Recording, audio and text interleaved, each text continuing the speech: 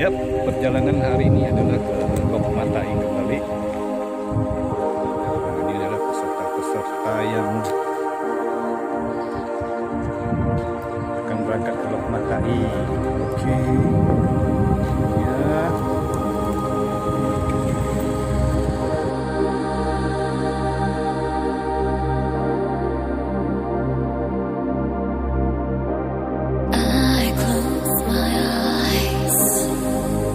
I feel you close to me.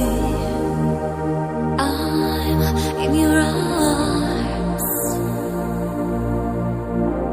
You are all that I've got. You're my treasure. I want to be with you forever.